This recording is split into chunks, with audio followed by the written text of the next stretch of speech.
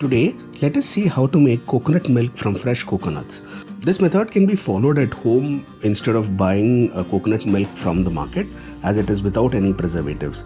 For this, we take one coconut broken into two and start cutting the coconut pulp the way it is being shown in the video. Depending on the quantity of coconut milk we require, we'll take a proportional quantity of coconut pulp that is cut.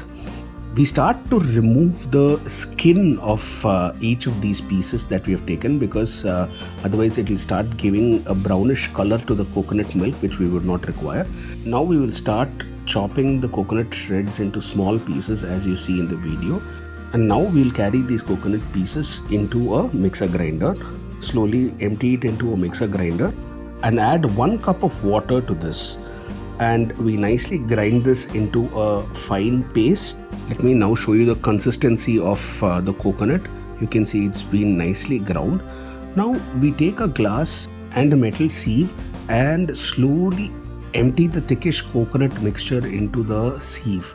You got to be a little patient with this process.